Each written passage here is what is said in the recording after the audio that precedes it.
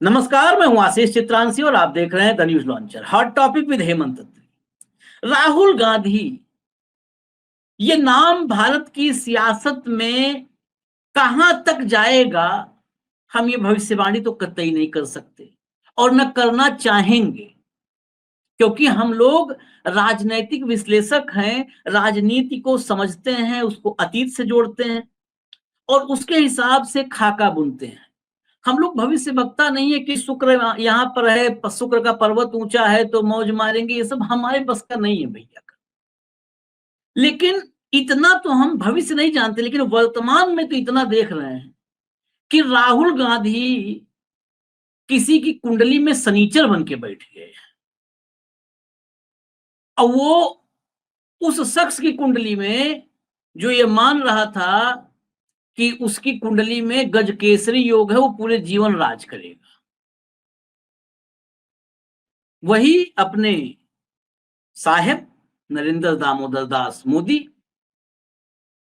वो जब खोलते हैं किसी पंडित को कुंडली दिखवा रहे हैं आजकल, लगता है सब कहते हैं कि ये राहुल गांधी चैन से नहीं रहने देगा। अब राहुल गांधी विदेश में, नाम भी इस समय मोदी का नहीं, वहां पर कहीं पे नारे भी नहीं लगे हैं कि वोट चोर गद्दी छोड़, लेकिन राहुल गांधी विदेश में 7 समंदर पार बैठ के सिर्फ मोदी नहीं, पूरी भक्त मंडली उनके दिमाग पर लगातार ऐसे चोट पर चोट, चोट पर चोट कर रहा है। यहां से बौखलाए हुए बेतरतीब घूम रहे हैं, शर्ट का बटन बंद है नहीं बंद है पता ही नहीं चल रहा है, बेतरतीब घूम रहे हैं। वजह क्या है कि गोदी मीडिया, भले वहां की गोदी मीडिया ना वहां के कोई फोटोग्राफ्स दिखा रही, न वीडियो दिखा रही। गोदी मीडिया तो केवल एक बार खूब चौड़े से बहस की कि राहुल गांधी देश का अपमान कर रहे हैं, लेकिन मोदी जी की पूरी कैसेट जब रिलीज हो गई तो वो भी चुपचाप बैठ गए।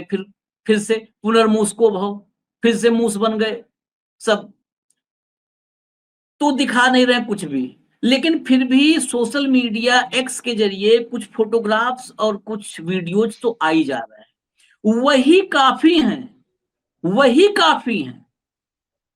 अब आप कल्पना कीजिए कि विदेशी नेताओं से लेकर के, विदेशी नेता, विदेश के आर्टिस्ट, कलाकार का जो होता है ना रुझान, वो बहुत कुछ बताता है, क्योंकि कलाकार बाइस्ड नहीं होता है। अगर प्योर कलाकार है तो बाइस्ड नहीं होता है, उसको पॉलिटिकल लेन देन नहीं होता है किसी के साथ। वो व्यक्तित्व देखता है, व्यक्ति देखता है, अगर सामने वाला भी लगता है कि हाँ यार ये भी प्योर सोल टाइप का कुछ है, तो फैन हो जाता है। तो नेता, आर्टिस्ट, स्कॉलर, जिसे समाज में बौद्धिक माना जा सकता है, वो सब के सब, कुपड़ नहीं एक भी नहीं, वो सब के सब सड़कों पर राहुल गांधी के लिए खड़े मिल रहे हैं। वो सब जबरा फैन टाइप नजर आ रहे हैं और राहुल गांधी वहां कभी ढोल बजा रहे हैं, कभी पेंटिंग कर रहे हैं, जैसे नेचुरल आदमी जीता है। ऐसे नहीं कि शेरवानी एकदम अगर मतलब टाइट है तो एकदम वैसे ही बिल्कुल ऐसे अपने आप में, मतलब फोटो ऐसी खिंचवा लो कि उसी फोटो में देवत्व तो नजर आने लगे, उस टाइप नहीं। मोदी जी देखते होंगे ना, वो कुर्ता शेरवानी, वो जो सलवार, मतलब जो नीचे पजामी पहनते हैं चूड़ीदार, वो सब के सब देखिए एकदम दाएं से बाएं नहीं हो सकता है। राहुल एक नॉर्मल इंसान जैसे नजर आ रहे हैं और वो नॉर्मल इंसान जो है वो विदेश में बैठ करके मोदी जी की ढोल फाड़ दिया है। अब सीधा चलते हैं हम हेमंत जी के पास। मैं कुछ आपको बस दिखाऊंगा, एक वीडियो है, वो वीडियो देखिए, कुछ फोटोग्राफ्स। और हेमंत जी जरा, वो भी विदेश में, हेमंत जी भी विदेश में है, राहुल गांधी भी है। अब ये मत समझिएगा कि राहुल गांधी लेके गए हैं या ये राहुल गांधी के लेके गए हैं, दोनों में से कोई किसी को नहीं लेके गया है। ये विजुअल प्ले कर दीजिए, आप प्ले कर दीजिए। So the theme of removing violence with art is there in the city. Yes, it's inside us, inside the culture. I quite like this one. We don't get it.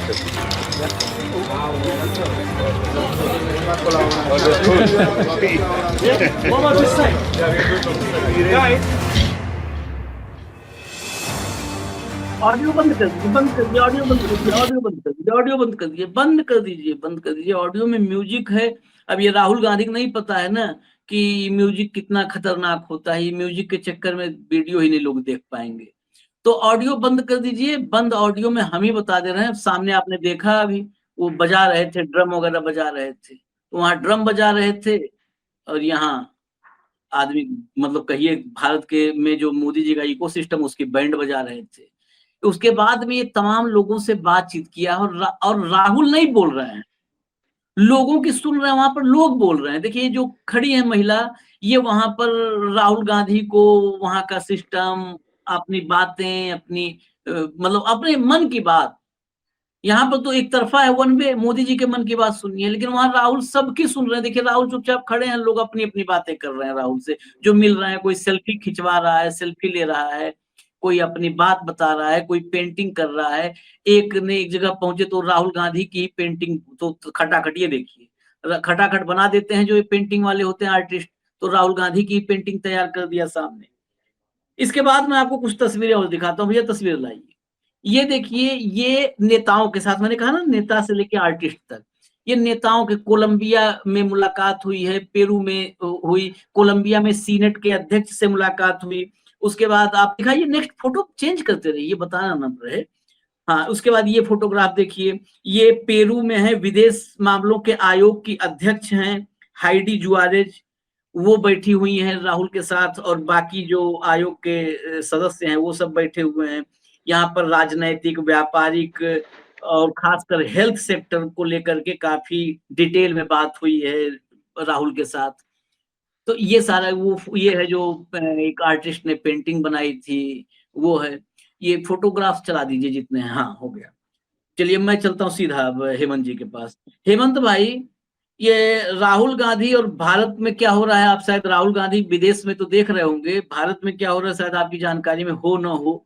Bharat में तो ये भी demand हो रही है कि राहुल गांधी को विदेश जाने से ही रोक दिया जाए, पासपोर्ट ही कैंसिल कर दिया। यहाँ पर एक बहुत तेजस्वी नेता है, वो कह रहा है कि डिप्लोमेटिक पासपोर्ट अब इनका रद्द करके और इन पे कानूनी कार्रवाई की जाए। गजब गजब है। लेकिन चलिए, उस विषय पे तो हमने बहुत सारी बात कर ली, वो उसी के पात्र हैं वो। लेकिन राहुल विदेश में नेता से लेके आर्टिस्ट तक, इसके मायने क्या है? मैं हमेशा चाहता हूं, ये राहुल के लिए नहीं कर रहा हूं, मोदी को भी हम ऐसा ही देखना चाहते थे। क्यों जाए तो वो ना हो कि वो मोदी मोदी लेके आए हैं बस में बिठा करके, और वो आम आदमी जैसे जा करके लोग जाते हैं ना, ये स्टेट्समैन की पहचान होती है। नेहरू को मैं नेहरू के कुछ वीडियोज पुराने कई बार देखता हूँ, कुछ कुछ आर्काइव में मिलते हैं वीडियोज, कुछ कुछ मिल जाते हैं ना। नेहरू सड़क पर निकलते थे। स्टेट्समैन क्यों सबसे बड़ा लोग कहते हैं आज भी, मोदी को छोड़ करके? मोदी को ना स्टेट्समैन पता है, ना स्पेलिंग पता है, तो इस वो कहा जाने स्टेट्समैन की स्थिति। ये स्टेट्समैन क्या अपोजिशन में बैठा हुआ है, और सत्ता में बैठा हुआ जो है वो कौन सा मैन है, पता ही नहीं है, हेमंत भाई?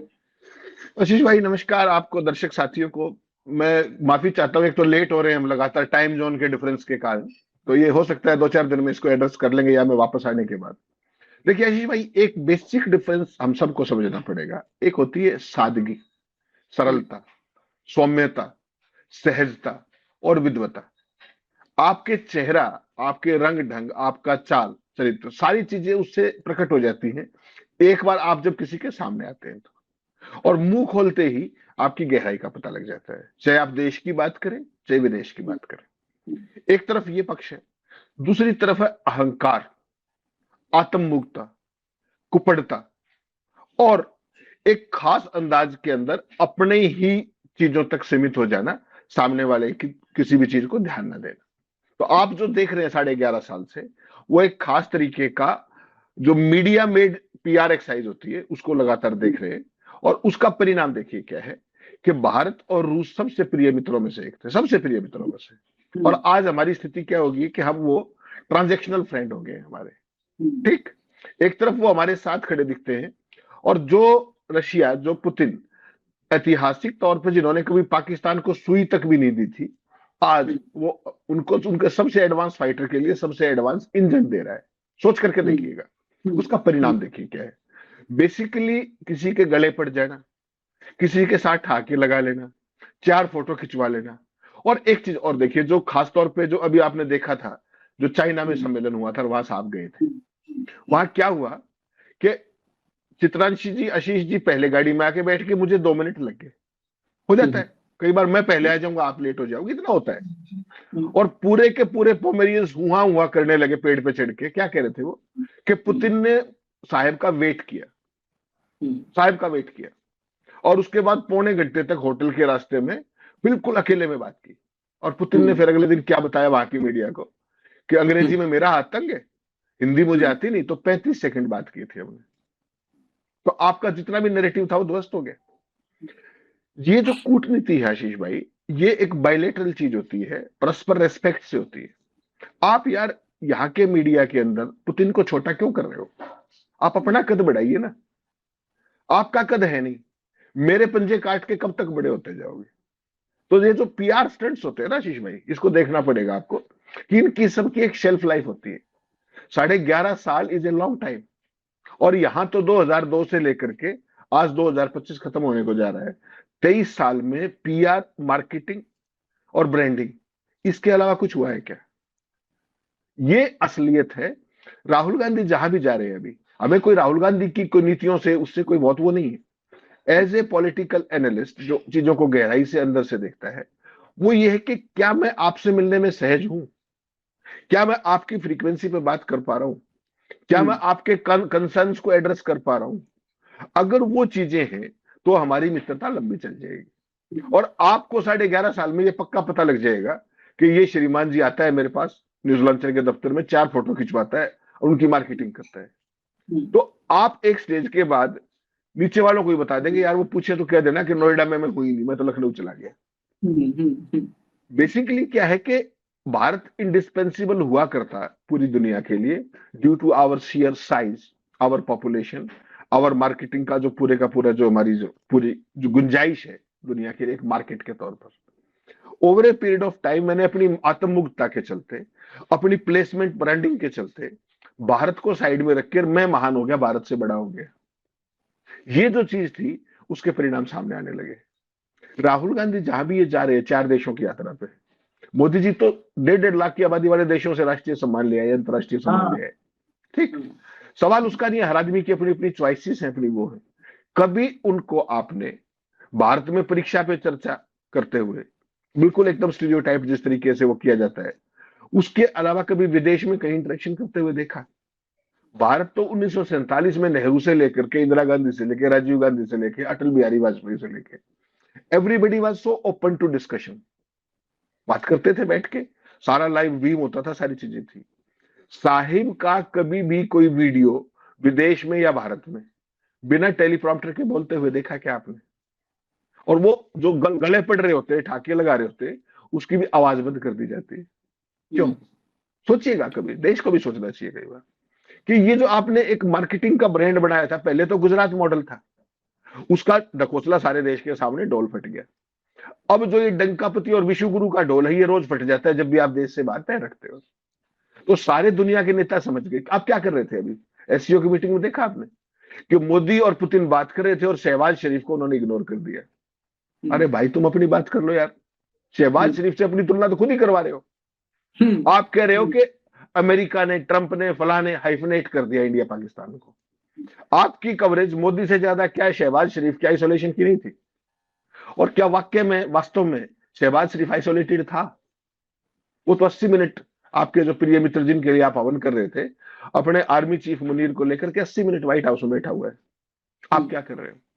थोड़ा सा ये देखना पड़ेगा कि किसकी क्या सीमाएं हैं, पर्सनैलिटी की क्या क्या वीकनेसेस हैं। वो आप इंडिविजुअल नहीं है भाई, आप प्रधानमंत्री है किसी देश के, ये देखिए आप। और आप जब वहां जाते हैं तो व्यक्ति नहीं, उस राष्ट्र के संदेशवाहक है, उस देश के ब्रांड एम्बेसडर है। और उस देश का ब्रांड एम्बेसडर सिर्फ फोटो खिंचवाने तक ही सीमित हो जाए, सेल्फी लेने तक ही सीमित हो जाए, गले पड़ने तक ही सीमित हो जाए, तो उसका क्या करेंगे आप? और आज पूरी दुनिया के साथ जो आपके डिप्लोमेटिक डिजास्टर है, उसका सबसे बड़ा कारण केवल ये है। दुनिया के सारे नेता ये समझ गए हैं कि ये व्यक्ति ना तो बोल सकता, ना बात कर सकता, ना सवाल जवाब कर सकता, ये आया फोटो खिंचवाने के लिए, फोटो ऑप के लिए, वीडियो खिंचवाने के लिए। दूसरी तरफ ये देखिए, छात्रों के साथ, सीनेट के मेंबरों के साथ, विदेश मामलों के उसके साथ, हर जगह पर एक खास तरीके का आपको जुड़ाव दिखता है। और वो जुड़ाव क्या होता है आशीष भाई? वो है एक परस्पर सम्मान, मैं आपका सम्मान करता हूं, आप मेरा सम्मान करते हैं।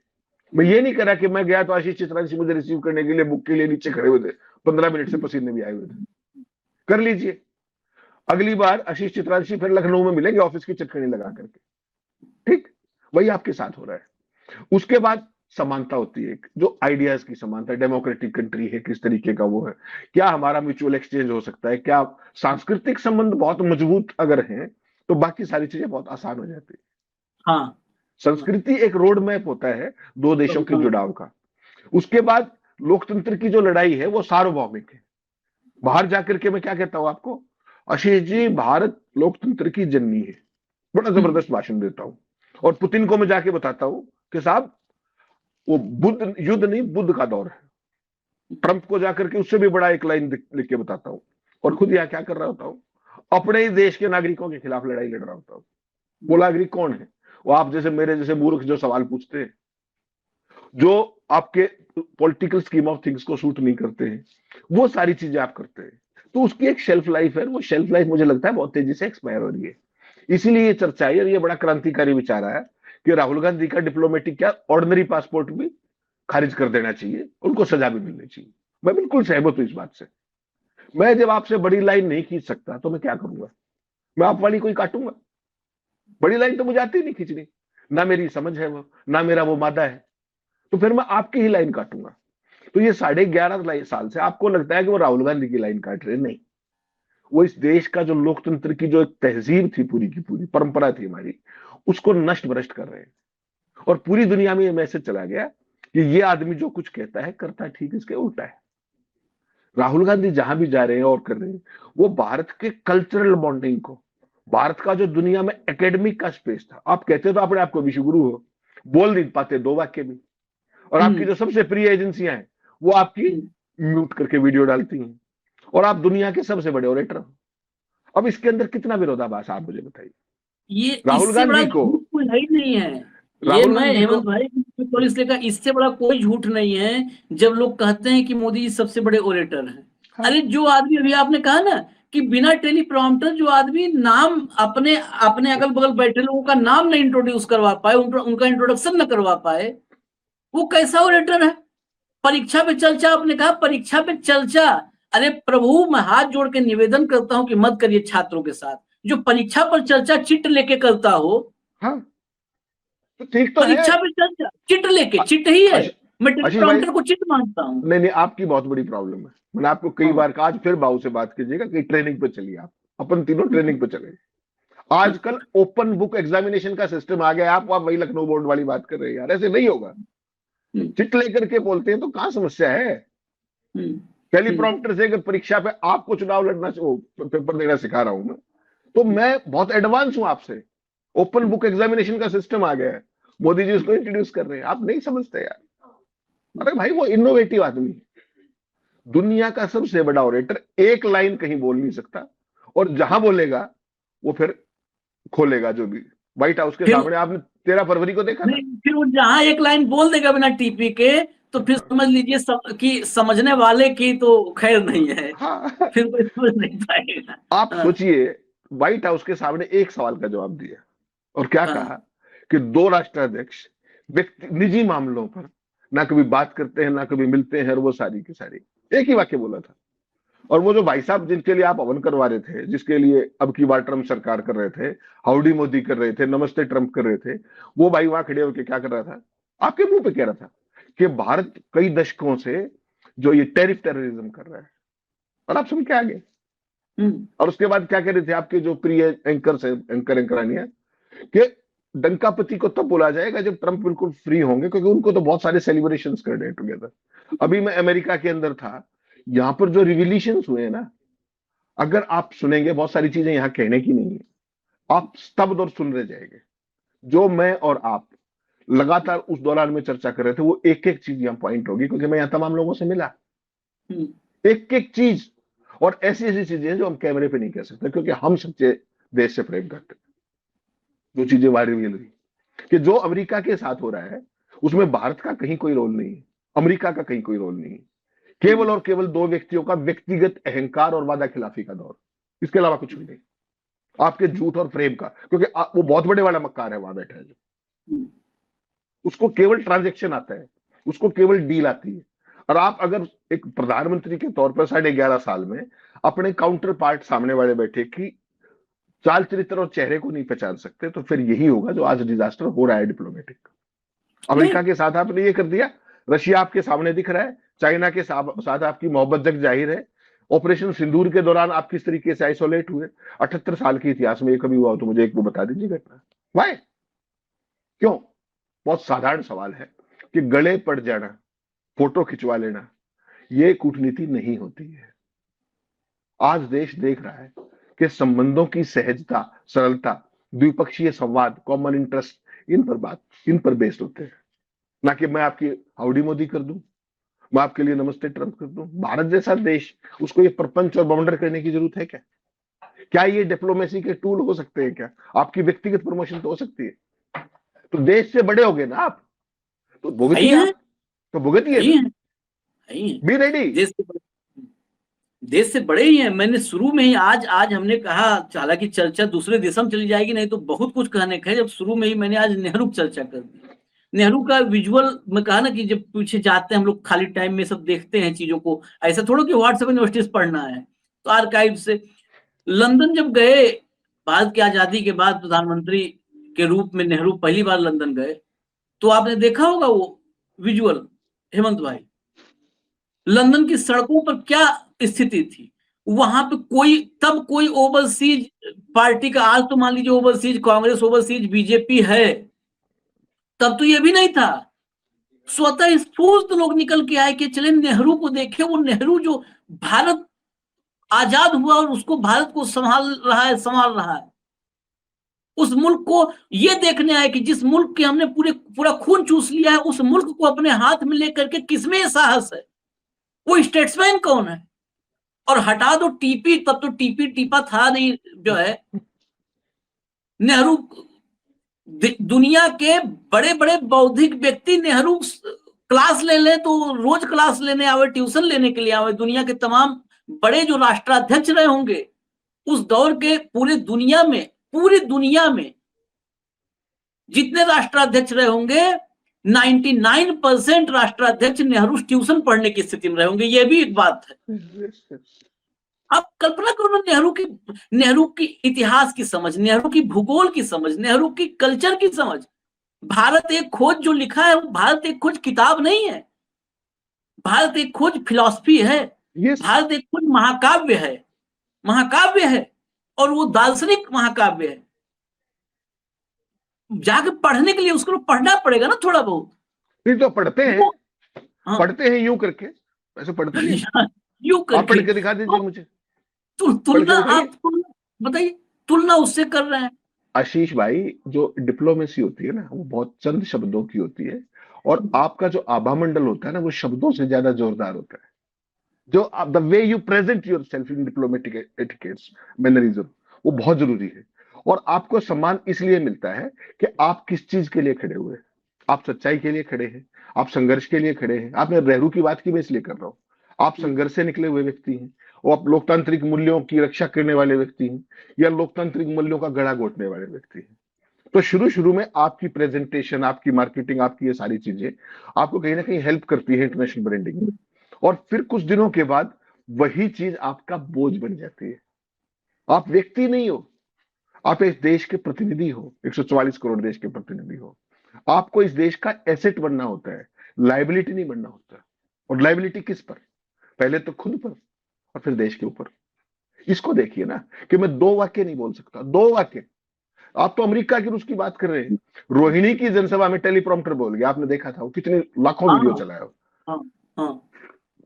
आप केवल मंच पे, जब तक टेलीप्रॉम्प्टर दोबारा वो रिस्टोर हो, तब तक जो मंच पे बैठे हैं उनका नाम तो ले ही सकते थे। सीधा पॉज हो गया। क्यों? क्योंकि आप मैकेनिकल काम कर रहे हैं। टेलीप्रॉम्प्टर है, आप उसको पढ़ रहे हो, बाकी क्योंकि आपकी जो छवि है वो गढ़ी गई है, स्वतः स्फूर्त नहीं है वो। इस फॉल्ट लाइन को आपको देखना पड़ेगा। आज जो भाजपा और आरएसएस 11.5 साल से मजाक काट रहे हैं, इसकी कीमत कभी ना कभी चुकानी पड़ेगी आपको। जब पूरी दुनिया में मैसेज ये चला गया, और आज पूरे देश के तमाम लोग ये समझने लगे हैं कि ये वीडियो म्यूट क्यों आती है भाई। अगर म्यूट ही डालनी है तो मत डालिए, लेकिन मार्केटिंग भी करनी है और पोल भी नहीं खुलने देनी है। तो फिर क्या, गले पड़ गए, हगलोमेसी कर दी, ठाका वो कर दिया, you are very active on Twitters. इसके अलावा भी कुछ आता है आपको? ये है ना दिक्कत। जब आप डिप्लोमेटिक एटिकेट्स और मैनरिज्म को 11.5 साल में नहीं समझते हैं तो ये आपकी गंभीर प्रॉब्लम है। इसको तो समझ लीजिए कम से कम। और अगर इसको भी नहीं समझ रहे हो तो चंद भक्त तो ये करते रहेंगे, पूरी दुनिया में तो उपवास उड़ ही रहा है ना। Everybody is laughing at us for what? Due to our incompetence which we are never as a country. America के अंदर टॉप मोस्ट साइंटिस्ट से लेकर के सॉफ्टवेयर प्रोफेशनल से लेके सारी बड़ी आईटी कंपनी कौन चला रहा है? भारतीय ही चला रहे हैं। आयशा का आपको इसमें? और आज उन भारतीयों का विचारों के H1B वीजा का फलूदा कर दिया जाता है। एक शब्द देखा प्रधानमंत्री जी के मुंह से H1B वीजा का क्या हुआ? सबसे पहले इन युवाओं को मूर्ख बना करके आए थे। हाँ, कहे थे वीजा के लिए लाइन लगेगी, भारतीय वीजा के लिए है? तो मैंने अमेरिका देखा अभी, हाँ, मैंने अभी अमेरिका अबू में धाबी में देखा, वाशिंगटन डीसी में देखा, न्यूयॉर्क में देखा, डेलस में देखा, टोरंटो में देखा, और अभी देख ही रहा हूं। अभी तो कई दिन है। तो केवल ये देखना पड़ेगा आपको कि एक फर्जी ब्रांडिंग मत कीजिए। आप you are 75 years old now, 75 साल के हो गए आप। ठीक है, आप नॉन बायोलॉजिकल, अच्छी बात है। नॉन बायोलॉजिकल को तो चीजों को दोबारा से रीइन्वेंट करने में 2 ही पल लगते, चुटकी तो बजानी है। मेरी और आपकी तरह तो ट्यूशन तो करनी नहीं, ना कोचिंग लेनी, ना रिसोर्सेज की चिंता करनी। तो कम से कम अब इतने सालों के बाद देश का भी सोच लीजिए। आप तो हो गए डंकापति, बहुत अच्छी बात है, आपका डंका बज रहा है, हमने मान लिया। थोड़ा सा देश का सोच लीजिए, देश महत्वपूर्ण है। भैया हेमंत जी, वक्त हो गया, लेकिन फिर 2 मिनट और लेंगे, आपसे एक सवाल और लेंगे। मैं कहता हूं आप मत सोचिए, हमारा ही मत सोचिए हेमंत अत्री का, मत सोचिए आशीष चित्रांशी का, हमारे सवाल भी आप डस्टबिन में डाल दीजिए। अरे भक्तों का तो सोच लो साहब, मैं कह रहा हूं, सच बता रहा हूं, उनका तो सोच लो। वही कंफ्यूज है कि हमारा कौन दोस्त है, कौन ताऊ है। वो जैसे ही ट्रंप को ताऊ कहने लगते हैं तब तक होता है नहीं पुतिन ताऊ है। जैसे ही पुतिन ताऊ कहने लगते हैं तब तक वो उधर से आ जाता है झटका। तब तक जिनपिन पे जाते हैं, वो दिन भर ऐसे ताऊ के, मतलब समझ लीजिए कि घन चक्कर हो गया, ताऊ ऐसे घूम रहे हैं ताऊ के चक्कर में, पुतिन। और एक मैं लाइन कर रहा हूं, सवाल में ही यही आ रहा है। अब मुझे ये लगता है कि भारत के लिए मोदी जी ने हमको वहां तक पहुंचा दिया है, कहते थे हम आगे ले जा रहे हैं, आगे ले जा रहे हैं, इतने आगे पहुंचा दिया हमें कि जो मिल रहा है वही कर रहे, चलो आगे बढ़ो। कहना कि आगे बढ़ो आगे बढ़ो आगे बढ़ो, भारत आगे बढ़ेगा। इतने आगे बढ़ गए कि अब जो मिल रहा है कर रहे आगे बढ़ो। अब मुझे लगता है कि ट्रंप ही पुतिन है, पुतिन ही ट्रंप है, ट्रंप ही जिनपिन है, जिनपिन ही पुतिन है। अब मतलब किसी में कोई फर्क नहीं है, भारत के लिए सब समान है, सब समान है। ये इसीलिए भक्त परेशान, में कहा ना कि भक्तों के लिए ही करते हैं। भक्त क्यों परेशान है? भक्तों को लगता है चलो अच्छा ट्रंप है, अब हम पुतिन के कहेंगे कि पुतिन है मोदी जी का दोस्त, तब तक वो झटका दे देता है। अब कल दिन भर चलाए कि पुतिन ने भारत के लिए जो है ट्रंप को दिया करारा जवाब। बताओ, ये जो लिखने वाले हैं ये इतने मानसिक रूप से इतने दिवालिया हैं कि ये अपनी बेइज्जती करवाना है कि पड़ोसी ने हमारे पापा की बेइज्जती के लिए पड़ोसी ने पलटवार किया। अरे पापा का हाथ पांव मुंह नहीं है, वो पलटवार करें। उसी पे एक खबर है, अभी खबर दिखा दूं जरा। अब पुतिन ने उसके बाद क्या किया, जरा खबर दिखाइए भैया। एक तो ये देखिएगा, रूस ने ठुकराई भारत की मांग किसकी ठुकराई? भारत की। पाकिस्तानी JF-17 फाइटर जेट को होगी RD-93M इंजन की सप्लाई। ये फैसला 3-4 दिन पहले सप्लाई का था, तो भारत थोड़ा अपनी रखा उसमें हाथ वो कि भाई न किया जाए तो बड़ा गलत मैसेज जाएगा, हम दोस्त हैं। अब वो दोस्त नहीं है, वो भी जान गया है कि जब ये ट्रंप के यहाँ इसकी ये दुर्गति है तो अब हमारे साथ भी ऐसे ही चलेगा, इसकी गाड़ी ऐसे ही चलानी है। अब बताइए, अभी कल भक्तों ने जश्न मनाया ना, और सब जगह लिखा पुतिन ने ट्रंप को बोला भारत के लिए वो सबसे एडवांस फाइटर जेट के लिए इंजन देगा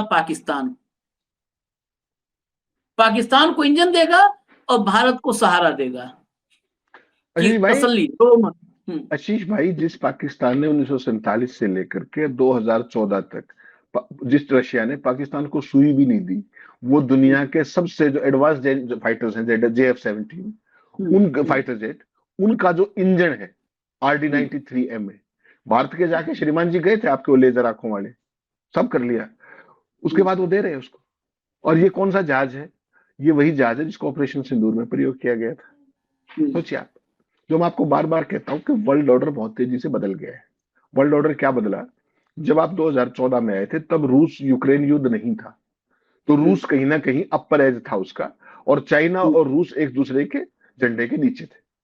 अब एक बात क्लियर है कि चाइना बहुत तेजी से आगे बढ़ गया, और पुतिन को अनजाने में, चाहे हमारे बेशक वो ऑल वेदर फ्रेंड थे, आज तो मैं नहीं कह सकता उनको, तो आज उनकी मजबूरी है कि वो चाइना के झंडे के नीचे खड़े। इस बात को स्वीकार करेंगे आप? और चाइना के नीचे, झंडे के नीचे खड़ा होकर के कोई भी आदमी क्या करेगा? वो यही करेगा, वो पाकिस्तान को इंजन ही देगा। आपका इंटरेस्ट केवल अपना डंका बजवाने में है, तो आपका डंका बजवाते रहिए। आपके डंका केवल मीडिया में बज रहा है, उसके अलावा कहीं नहीं बज रहा है। कहीं नहीं। हाँ। माफ कीजिएगा, आपके वक्तों में बज रहा है, आपके मीडिया में बज रहा है। अगर आप अंदर झांकेंगे तो आज जो भारत का डिप्लोमेटिक आइसोलेशन है, ना ये भूतों है ना भविष्यते है। इतनी कमजोर स्थिति नहीं कि श्रीलंका, बांग्लादेश, नेपाल और जो आपके म्यांमार सा जितने पड़ोसी थे, बता दीजिए, औरों की तो छोड़ दीजिए, आप यूरोपियन यूनियन की छोड़ दीजिए, एक इजराइल को छोड़ करके पाकिस्तान का नाम ना तो आप ले पाते हैं बाहर, और वो खुल करके, शहबाज शरीफ हो चाहे उनका आर्मी चीफ हो, जो भी है, वो सरेआम आपका जो कुछ भी कर रहे हैं इंटरनेशनली घूम घूम के। तो केवल ये देखना पड़ेगा कि सवाल राहुल गांधी का है ही नहीं, सवाल इस देश का है, सवाल मोदी जी के अपने जो कोर्स करेक्शन होता है उसको करने का है। मैं कहता हूं कि बहुत बार चीजें हो जाती हैं, उससे आगे भी तो बढ़ोगे ना कभी ना कभी, या आप राष्ट्रीय सम्मान ही बटोरते फिरते रहोगे, ये ठाके ही लगाते रहोगे, या गले ही पड़ते रहोगे। मुझे लगता है कि ये अब वो वक्त आ गया है कि अगर आप नहीं बदले तो बहुत देर हो जाएगी। आप देखिए, एक तरफ ट्रंप की गोदी में शहबाज शरीफ बैठा हुआ है, दूसरी तरफ पुतिन की गोदी में जा रहा है, चाइना का तो ऑल वेदर फ्रेंड है ही, तो हमारा क्या होगा? केवल इतना सोच लीजिए, ये देश बड़ा है, व्यक्ति हटिया आप बन गए, डंकापति बज रहा है आपका, अब विश्वगुरु हो गए, कोई समस्या नहीं। विश्वगुरु तो आप ऑलरेडी हो चुके, हमें मुझे और आपको 2047 लगेंगे, वो तो हो चुके हैं बिना एक भी शब्द बोले, यहां से टेलीप्रॉम्प्टर से बोल के विश्वगुरु हो गए। तो केवल इतनी जरूरत है, और वक्त तेजी से निकल रहा है। अब भी समझ जाइए, अब भी समझ जाइए, बहुत होगी मार्केटिंग, देश के मूल जो चीजें हैं उन पर आ जाइए, ज्यादा अच्छा। चलिए, ये उम्मीद करना हालांकि बेमानी है, लेकिन हमारा काम है, तो हम सवालों के साथ एक बार निवेदन तो करेंगे ही। निवेदन अगर हमारे निवेदन से मानना हो तो हम हाथ जोड़ के करेंगे। पैर अगर कभी मान लिया कि ईगो इतना बड़ा है कि पैर आके लोग पकड़ लें तो हम मानेंगे, तो पैर भी पकड़ लेंगे। भाई देश के लिए हमारे लिए देश बड़ा है, हमारे लिए मोदी बड़ा नहीं है। तो अगर देश को बड़ा करने के लिए मोदी के सामने झुकना होगा तो वहां भी झुक जाएंगे, उसमें क्या है। देश के लिए तो लोगों ने क्या क्या दे दिया, जान कुर्बान कर दिया, तो उनका पैर पकड़ने में क्या है। लेकिन साहब माने तो, साहब सुने तो, साहब तो खाली सुनाते हैं, सुनते ही नहीं है। धन्यवाद हेमंत भाई, बहुत बहुत धन्यवाद। फिर हम आएंगे अगला कार्यक्रम लेकर के, और कल बीच में अगर कुछ नहीं रहा तो कल हॉट टॉपिक तो जरूर लेकर के आएंगे। नमस्कार।